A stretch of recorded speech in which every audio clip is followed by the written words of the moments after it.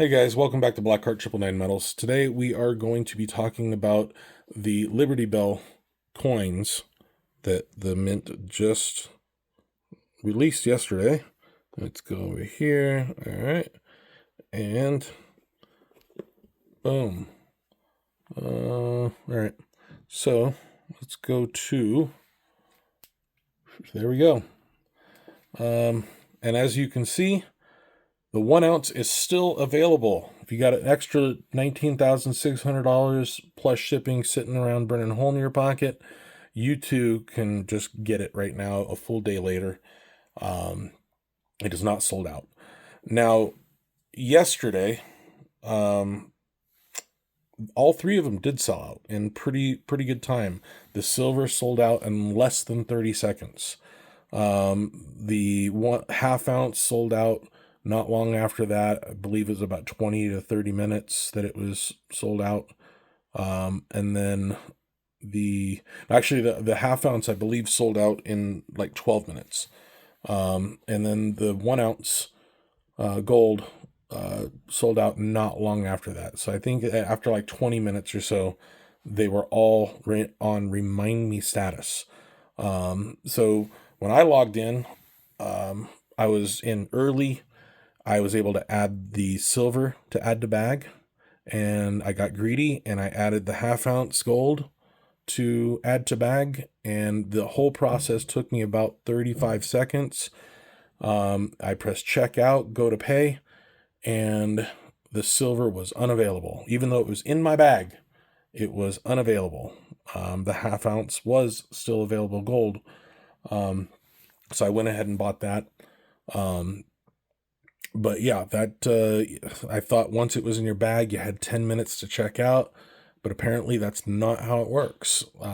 If you don't check out immediately, it doesn't matter if it's in your bag, somebody can reach into that bag and yank it out, which is what happened to me. Poor me, right? Whatever. But I ended up getting the half ounce and delivery. That has been sold, to somebody that I already had it in a deal that if I got it, that they would buy it from me if they didn't get it themselves, and they didn't get it themselves. So that is a done deal. But something happened between yesterday and today. A couple of things, actually. Last night and this morning, both gold coins went back to add to bag, and in fact, the 1 ounce is still available. You can add to bag. Boom. You can check out. There's no wait. There's no back order. No nothing. You can still buy that 1 ounce. About an hour and a half ago, the half ounce was add to bag as well. And I was able to add to bag and go to checkout and check out for a second one. So apparently they removed the one per household limit. So if you already got a 1 ounce, you can probably get another one. I don't know what happened. It let me do that. Now, I did not buy a second one. I went ahead and canceled the order after. I just wanted to see if I could buy it. So it let me. So I don't know if that was a mistake on the Mint part or what happened, but I used the same email, the same account, everything, and it let me buy a second one. Now that being said, it's gone into remind me status again. So I made a phone call to somebody that I know, and I'm not going to say who it is, but they know what's going on inside because they work inside. And that person told me that two things happened between yesterday and today.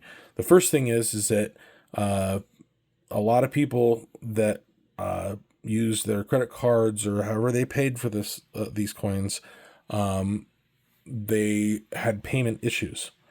And the Mint gave them, emailed those people and said, hey, listen, there's a payment issue with your form of payment. We need you to correct this. You have a certain amount of time to do so. They did not correct it, or they canceled their orders because they couldn't correct it. So those went back into the mix. Um, so that made it so people were notified that they were still available, and you know, um, happy times, right? People were able to go in there and buy them when they couldn't yesterday for everything but the silver. The silver never went back to add to bag. The ones that were sold, and the people paid for them. I guess it's a lot easier to justify a credit card purchase of $750 plus shipping than $10 or $20,000. So the people that had the silver kept the silver. The people that had the gold were like, you know what, I got caught up. I can't really afford $10,000, $20,000 for a coin, um, or whatever. So they just said, you know what, forget it, cancel.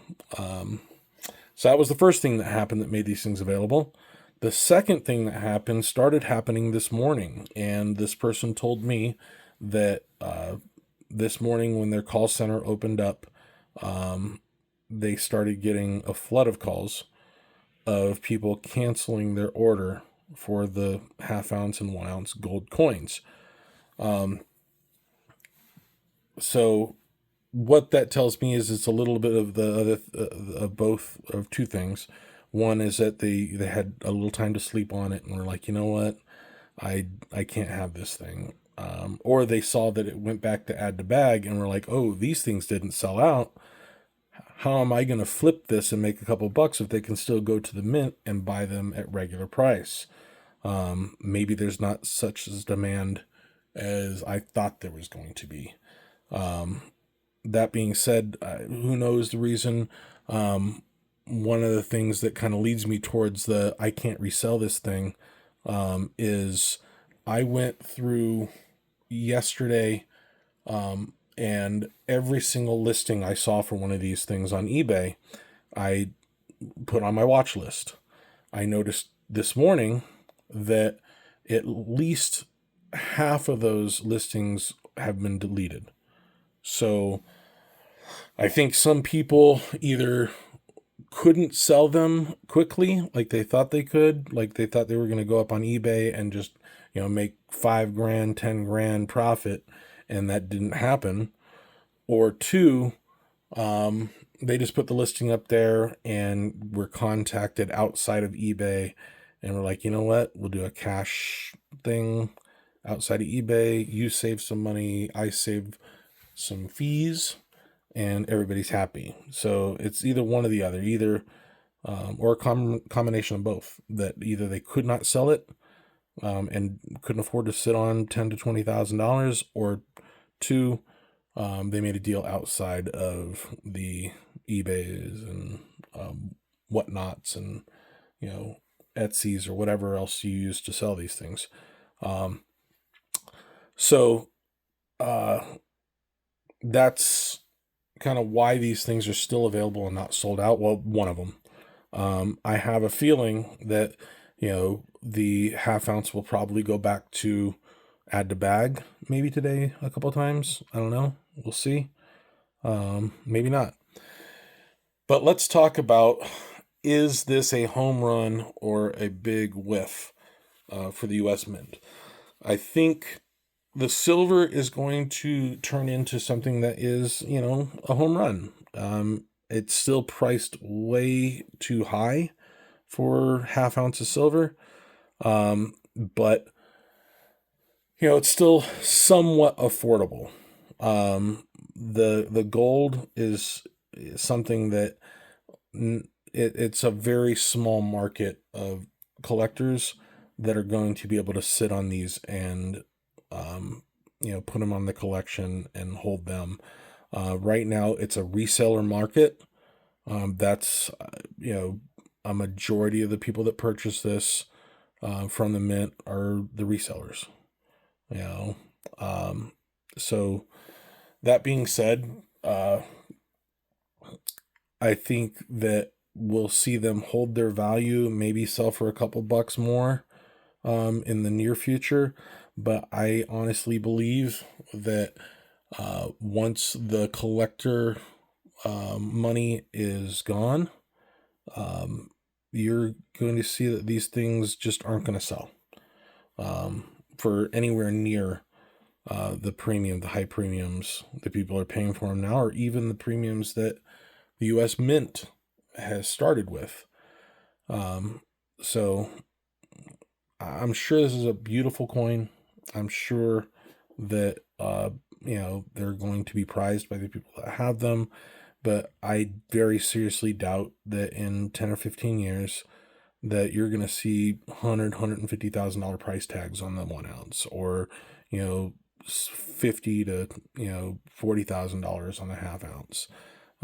I think the silver will keep pretty close to the $2,500 to $4,000 that it's selling for on eBay right now. But I don't have a crystal ball. Just my opinion. The last thing I want to talk about is the price from the mint on these things, and what people, I haven't really heard anybody really touching on. They've talked about the price and how, hey, it's worth it, or hey, this is ridiculous. But I think the bigger issue is recently what we've seen the U.S. Mint doing. And the U.S. Mint has basically turned into a premium product dealer. And you're seeing that with the silver proofs, you're seeing it with the proof sets, all these things. I honestly, in my opinion, I am free market. I'm a dealer myself. I'm a reseller. I'm a collector. So a little bit of everything, as most dealers are. Most dealers are collectors and admirers of coins and bullion and stuff like that. But what's happening, especially with prices like this and the special products that are going straight to auction, and the omega pennies or cents or whatever, and the price of the proofs and things like that right now that are just crazy premiums. We're at what, $55 silver right now, and you still, if you go to the website, and I mean, look right now, the piece silver dollar reverse proof 173. Okay, that's more of a premium than the gold is. I mean, yeah, at 55, well, I guess not. I went to public school, so my math, whatever. My point is that you're looking at like this right here. That is, what, 3.5 times, a little over 3.5 times melt on silver. Is the U.S. Mint a manufacturer, or is the U.S. Mint a dealer? And I guess that's the question. You go to the Canadian Mint, and their maples, proofs and everything are a lot less expensive to get from the mint. I want to say their proofs are like $95 right now. You can get the maples. The maples are kind of sold out for the 2026s, but I mean, the maples are with like a $10 premium, $15 premium for basic maples from the mint. Same thing with the Britannias and all the other mints. The U.S. Mint seems to be the only one that is both a manufacturer and a dealer. And should the U.S. government be in competition with private dealers? They set their price, and it kind of puts us out, because how can we get a product and sell it to the public for more than you can get it from the mint? We have to rely on things like limited mintage, and then cornering the market, and then hopefully somebody's willing to pay more, or waiting a couple of years for the customer to take the loss. Because if you go into a coin shop right now and you hold on to this piece silver dollar for a couple of months, do you think a coin shop is going to give you anywhere near $173? They're not. They're not going to give you that. They're going to give you you know, it'll be more than melt. And there's going to be a premium on them, but it's going to be closer to, like $80, $90 is what you can get. So you're losing more than half probably, by buying it from the US Mint and then on the secondary market. What it really should be is you should have the US Mint have the products at an MSRP. And if you're an authorized dealer and you have an account with the US Mint, as a dealer, you should be able to buy at a small discount in bulk. So, if I want to buy one of these as a dealer, then yeah, I got to pay full price. But if I'm a dealer and I want to buy like 20 or 30 of these things, I should be able to get these at a reduced price from the Mint and then compete with them. If they want to sell these things to the general public, which I think they should, then, I can compete with their price, so, but that should be the case. The other thing is if you're looking at uncirculated sets, years ago, you used to be able to get the uncirculated sets for not much more than the face value, in fact, if you go into a local coin shop right now and you ask for like a 1993 uncirculated set, you're probably only going to pay about $5 or $10 at the most for them. The camera's going to get a little shaky here. I forgot to charge my phone, but give me a second. But I'm almost done finishing my thoughts here. But the point is that if you go to shop, boom, and coins, let's go to, shop all coins. I want to go to sets. I'm usually on my phone when I do this, not on this right here, but let's go to shop categories, Mint products, coin sets. Here we go. Let's just go to uncirculated sets. Now, obviously, the 2026s are sold out. I think you've got your, remind me, add to bag. A 2021 uncirculated coin set. Okay. This is $124. This isn't silver. This isn't a proof set. This is just business strike coins. And they are asking $124.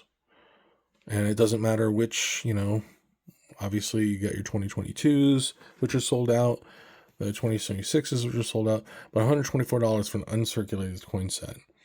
Now, if you are a kid, and I know everybody says, oh, kids, Pokemon cards, all this stuff, all the collectibles, oh, the kids can't afford it. The kids are, okay, yeah, I mean, I was a kid once too, but there is a valid point to that, to the beginning collector. If you're going to start collecting coins and your entry level for something, like the 2026 set is $125 for a couple of bucks in business strike coins, plus packaging, that's going to drive a lot of people out. Who is this hobby for? Well, it's for everybody. It's for the person with $1 billion. It's for the person that's making minimum wage and, just wants to have a fun hobby. And, and this puts them out of it. This puts them at a level where, okay, I have to go buy, an 82 set, or something like that. There's certain things that are out of my reach. If you're starting from the US Mint, it should be a level playing field. These prices are ridiculous. If you get to the silver, I see the silver. The US Mint should be selling stuff at their cost. Is it a business or is it a manufacturer? What is it? What is the U.S. Mint? And my opinion is that, we should not be competing with our government in business. We just shouldn't. If you have a restaurant, should the U.S. government be able to open a restaurant right next door to you and undercut you? Or, basically corner a product that you can't have unless you go through them, and then you have to charge more for that burrito than the U.S. government can, because they control the product? No, that's ridiculous. Put the product out there, sell it at your cost, plus operating costs. You shouldn't have to take a loss, but these outrageous profits, it's a tax, and it's unfair competition. So that's my thing. I like what they're doing with the coin hunts. I like what they're doing with the special coins and things like that. But it's no, we shouldn't be competing with them. They shouldn't be driving people out of the hobby for lack of affordability. And that's honestly why I think that we are going to pretty soon see a change. One of my recommendations on this, and who am I for them to listen to me, is that the U.S. Mint should have dynamic pricing. Okay, if you want to make there be a $15 premium or a percent premium on the Eagles or on the Proofs or whatever, fine, whatever. But they were at 173 since January. And obviously we went from $121 at the high in January to, I think last time I looked at it was like 56 today. How can you justify keeping the prices that high? You can't. You shouldn't. I think dynamic pricing would be an easy thing and a good thing to put on the Mint, but also, have dealer pricing. Let us compete with you. That's it. Sell it to the general public for a price, a fair price, and then sell it to the dealers for a wholesale price, and let us compete with you. And that's free market. I thought that's what our economy is a free market economy. But not when you're a monopoly like the U.S. Mint. Anyways, that's my thoughts. If you got one of these Liberty Bells, freaking awesome. I'm going to enjoy mine for the couple of minutes that it is in my possession. But that's it. Thanks for watching. Like, comment, subscribe, share, rate, do all those things. Tell me I'm an idiot. Tell me I don't know what I'm talking about. Tell me the things that I'm right about. Tell me things I'm wrong. I'm always learning. I never profess to be an expert in all that is coin and bullion. These are my opinions. And I'm sure you have yours, and some of you out there have a way better educated opinion than I have. So help me out. Help me learn. That's what we're here for. That's what I'm here for, is to share my knowledge and get some from you guys. Anyways, that's it. See you guys next time.